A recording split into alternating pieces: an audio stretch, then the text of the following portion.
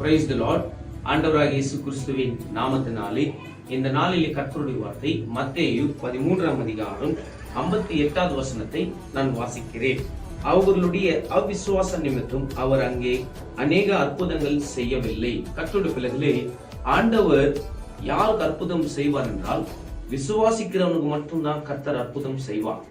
விசுவாசம் இல்லாத தேவ சமூகத்துல நீங்கள் ஜெபித்தீங்கன்னாக்கா கண்டிப்பாக உங்க வாழ்க்கையில எந்த அற்புதத்தை நீங்கள் பார்க்க முடியாது. உங்க வாழ்க்கையில ஏதோ ஒரு அற்புதத்துக்காக நீங்கள் ஜெபித்துக் கொண்டிருக்கலாம், ஏதோ ஒரு தேவைக்காக நீங்கள் ஜெபித்துக் கொண்டிருக்கலாம், இல்ல உங்க குடும்பத்துக்கு யாருன்னா மனம் திரும்ப வேண்டும் என்று நீங்கள் ஜெபித்துக் கொண்டிருக்கலாம்.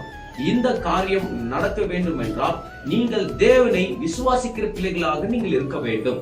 ஏன்னா கண்டிப்பாக நீங்கள் விசுவாசிக்கிற பிள்ளைகளாக இருந்தால் உங்க வாழ்க்கையில நீங்கள் ஜெபித்த காரியம் கண்டிப்பாக அது நடக்கும். ஏன்னா நிறைய பேர் எப்படி இருக்கிறாங்கன்னாக்கா, அவங்க ஜெபிக்க மாட்டாங்க, இன்னொருத்தர்கிட்ட சொல்லுவாங்க, என் குடும்பத்துக்காக ஜெபிங்க, என் பிள்ளைகளுக்காக ஜெபிங்க, என்னுடைய தேவைகளுக்காக ஜெபிங்க என்று. நீங்கள் ஜெபித்தால்தான் அது நீங்கள் பெற்றுக்கொள்ள முடியும். இன்னொருத்தர் எத்தனை நாள் தான் உங்களுக்காக, உங்க பிள்ளைகளுக்காக, உங்க குடும்பத்துக்காக ஜெபிப்பாங்க? யோசித்து பாருங்க.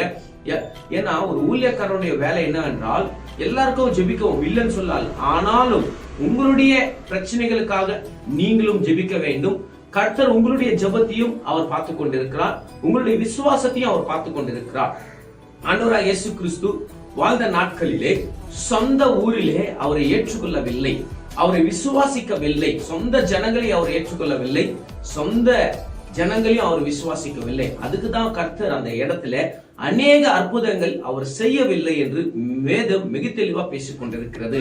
கர்த்தருடைய பிள்ளைகளை, நம்ம தேவ வார்த்தைகளை விசுவாசிக்கிற பிள்ளைகளாக இருக்க வேண்டும். அப்போ கர்த்தர் நிச்சயமாகவே நம்மளை வாழ்க்கையில அற்புதத்தை செஞ்சு அவர் நம்மளுடைய வாழ்க்கையில ஆசீர்வதித்து பெரிய காரியங்களை செய்ய அவர் வல்லவரா இருக்கிறார் என்று இந்த நேரத்துல இந்த வார்த்தை மூலமா கர்த்தர் உங்களோடு கூட பேசினார் என்று நான் விசுவாசிக்கிறேன்.